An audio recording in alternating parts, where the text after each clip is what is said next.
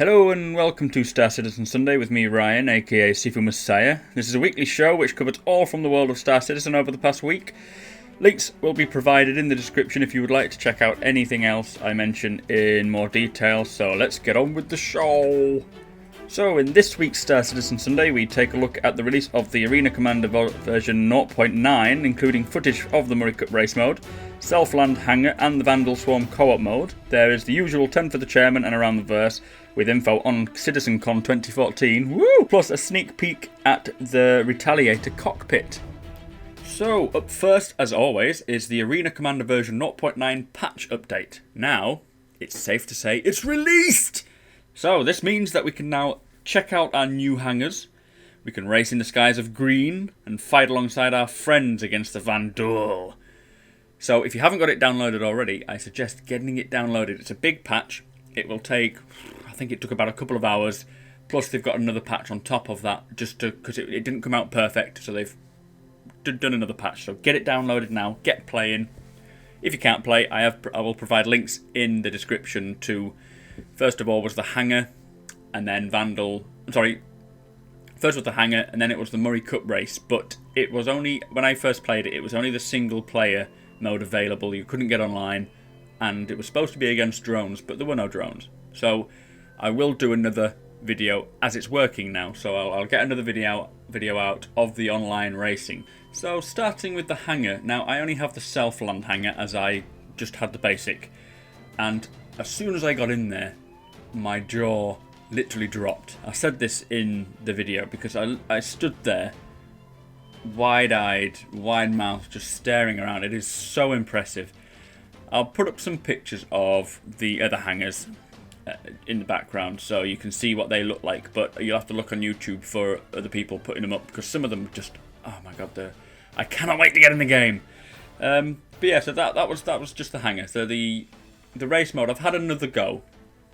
Unfortunately, I forgot to change my mouse so that it was inverted, and I literally flew off in the wrong direction while this 350R or whatever it was, maybe just a 300i, just zoomed past me.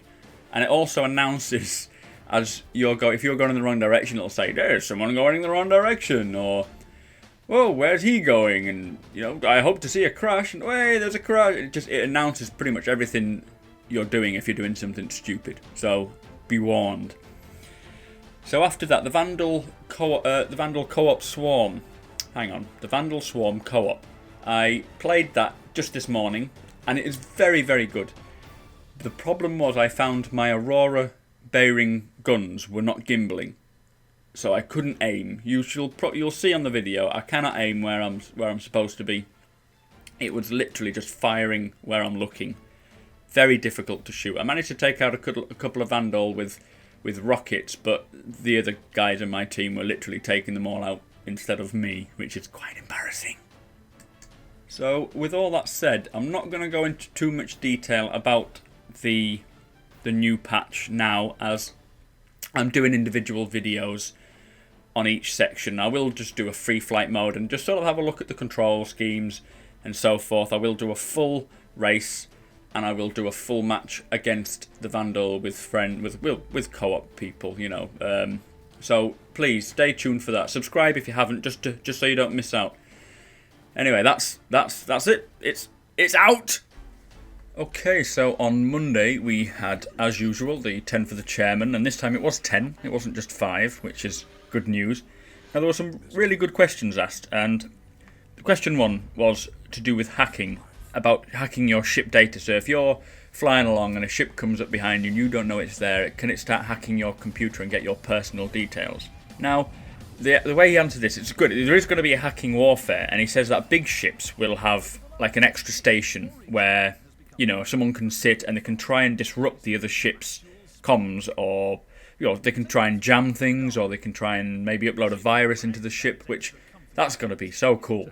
I was wondering if maybe if you are having a battle with two big ships, you're on like an Idris, and you're against the Bengal, for instance. Not that you would try and take on a Bengal anyway, but say if you were a hacker and you asked him to hack into their weapons and maybe shut the weapons down, or even shut the shield off. If you can hack in and close their shield, that would be perfect, you know? It would knock the shield down, then you can start hitting them with your railgun or whatever. He did say that personal details will most likely not be hacked, which I agree with, because it's pretty much like identity theft is. It's not fun, like he says. It's not fun in real life, so I don't think they're going to put that into the game, because it's just going to create so many problems.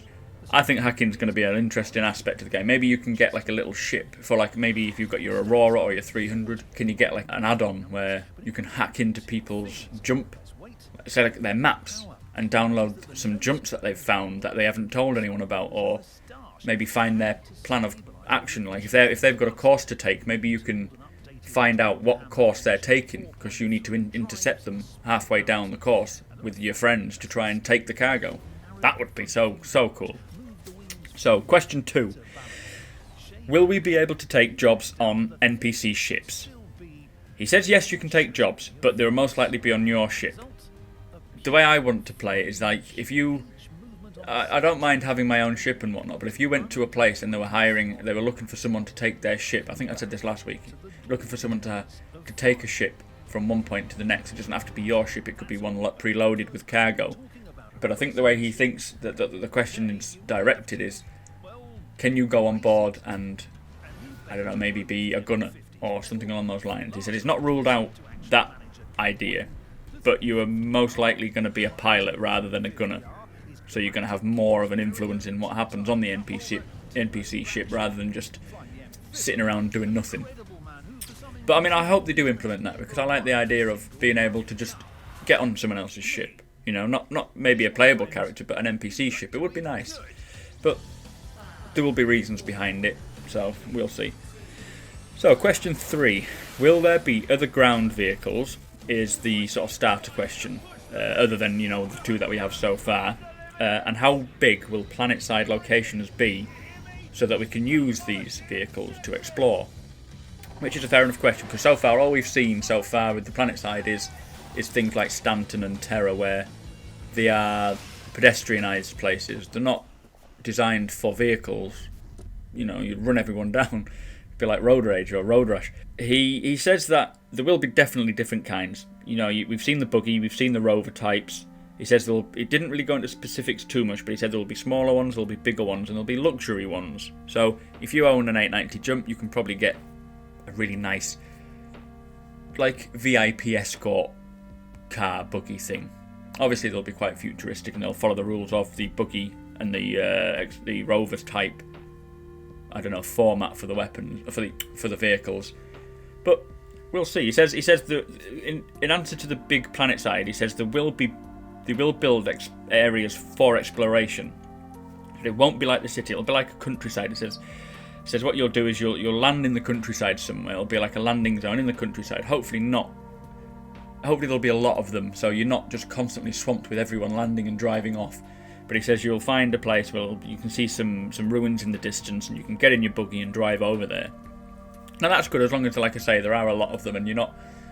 It's like if you've ever gone somewhere where you know it's like a big tourist attraction, and you get there and you think this is going to be brilliant, and when you arrive there's just thousands of people there, and you think, oh Christ, I'm never going to get to see anything. So hopefully there will be a lot of places, and there will only be so many allowed in that instance at once. He did say that procedural generation will really help with getting these big planet, landing zones that aren't just cities, because cities are obviously designed by hand and artists.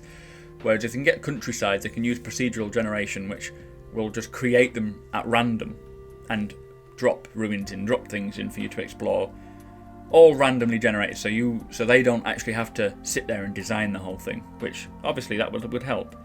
He did say that version 1 of the PU would probably not involve these planetside locations, but obviously they are very much in development in the pipeline of the game. So question 4. It's to do with PvP and PvE sliders and how they will relate to multi-crewed ships. So if you have all yours set to PvE, you don't want any PvP, although he did say that there will be a minimum of about 10% where you can't completely switch off PvP with it being the persistent universe, so you'll have to have at least 10% of PvP and 90% PvE. So you'll obviously see less players than computer enemies, but there will still be a chance, because you can't completely wipe that out. Otherwise you won't be in the persistent universe, you'll just be in your own server, I suppose, in one way. So yeah, relating to multi-crew ships, so if you've got it all the way to PvE and your friends on the ship have got it to PvP, he says all that'll matter is what the captain of the ship, the owner of the ship, it's what his is set to. So it's irrelevant to what you've got yours set to, as long if the owner has got his set to full PvP and you've got yours fully set to PvE, you will be at PvP. I should put that on silent. Simple as, he says, it's a very simple answer, that's just how it's going to be. So that is set in gold, I would have thought that's how it's going to happen. Question 5. How would you get races to races without a jump jet? Now, this is something I'm not sure if I mentioned in one of my previous videos on Star Citizen, but it was something I've definitely thought about. You know when you're laying in bed and you're trying to sleep and you start thinking of these things that can happen in Star Citizen. I don't know if you're like me, but that's what happens to me. I thought that it would be cool if you could be hired to transport these races, because not all races, I mean the 350R and the Mustang, he says, will likely have jump jets, but the M50 obviously won't, because it's too small. It's just a twin engine racer. It's all built for speed, not for jumping. So he says you could get, you know, like I was thinking, you could get like a big ship and either have someone hire you. Say if you've got a big cargo ship like a Starfarer, you can put an M50 in there and transport it to one of the races locations for someone who will hopefully pay you money to do this. Now, there are a lot of game aspects to this that would be quite interesting. So, number one is, obviously, you've got a Starfarer. Maybe you've got to drop some cargo off at a certain point where the race is anyway, and someone asks you to take it for you. So you go there, you know, you kill two birds with one stone. You drop this M50 off for this guy. He pays you your money. You drop your cargo off. You get extra money. You park up and you watch the race while it's happening. Now, that's so exciting for me. Other than that, you could probably be a dedicated organisation who takes, like if you've got a big ship, you could probably load in 4 M50s, 4 350Rs, and just have logos on the side saying, you know, race transport. Take all these ships there that you get hired by all these racing people or companies or organisations. I mean, you could even start a racing organisation. I haven't checked myself, but you could come up with a logo on the side of your ships for your organisation and compete, and that could be your name in the leaderboards on that race. I hope it's going to be like iRacing, this Murray Cup thing, where obviously you do take part in competitions. Now, not everyone can compete in the same competition, but maybe you have to work your way up the ranks. I'm blabbing again. I like the idea of that. Question 9 was, which I know I've missed off of, was about weapon effectiveness against ships and armour, and, you know, what variation will there be? And again, this is quite an obvious question. He did say, as you can expect, you know, an example is you can't shoot a tank with a Colt 45. So basically, if you're in a Merlin and you're fighting, you know, you're getting attacked by an Adris, you're not going to do the slightest bit of damage. You'll probably aesthetically scar it more than anything. You know, you won't be able to take it out, and obviously you get one strike from the Adris and you're done. So armour and so forth, they obviously have an effect, and, you know, you've got energy weapons, you've got your ballistic weapons. They're all obviously effective against different things. I'm not exactly sure what, but even like missiles. Certain missiles will help destroy shields, and then others will destroy armour. So if you fire an inappropriate missile at a ship with a shield and it's only designed for armour, it will just bounce off the shield. It won't do any damage. Whereas obviously if you get the shield down first and then hit the armour, it'll do a lot of damage. It's quite self-explanatory, really. It's just how most games work with armour and weapon types. Question 10. Will planets have varying gravity? So I remember a while ago he mentioned that they wouldn't, because it's sort of not something they could play with, but it sounds like they've created a certain tool in the CryEngine where you can now play with the gravity. And what he said was it's something he mentioned was, he said yes, he said it's not yet designed, but he expects there will be different varying gravity in different areas. And one of them was, he said, a moon outpost. He said if you go to a moon outpost, it'll have probably less gravity, which would create a completely different FPS game to what it would do if it had full gravity. So if it's full gravity, like Earth, you're obviously running around, you can jump your normal jump, you can't EVA, you can't jump and then keep going, you know, because there's just not enough, the gravity is there. Whereas you go to this moon outpost, you attack the moon outpost, it'll most likely be, the majority of it will be EVA combat, because you're having, you know, there's not enough gravity there for you to take control. So, and even less gravity, you could still do a good long jump and shoot while you're jumping in the air to try and get to a different point, you know. So that's going to really make the combat, it's like having different games all in one game, you know. It's going to be impressive as the FPS, and I'm really looking forward to PAX Australia when that comes up, because it sounds like that's when we're going to see FPS properly for the first time. So yeah, that was 10 for the chairman.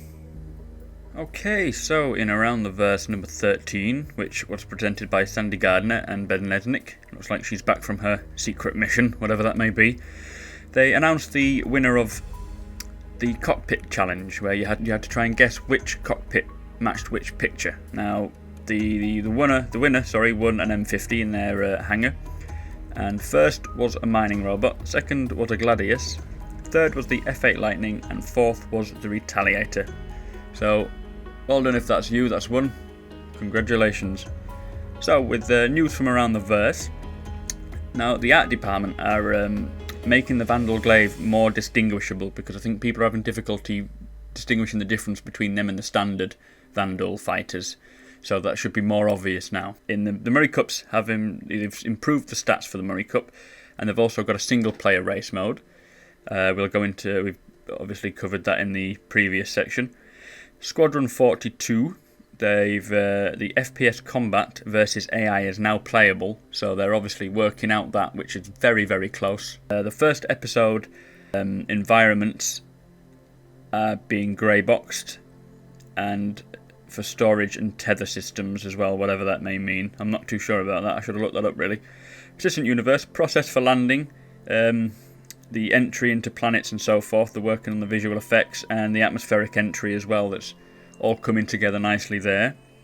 The NPC dialogue is coming together, they're working on that, so that hopefully it'll be quite a fluent, not like if you've ever played Arma 2, hopefully not like that, because that was terrible.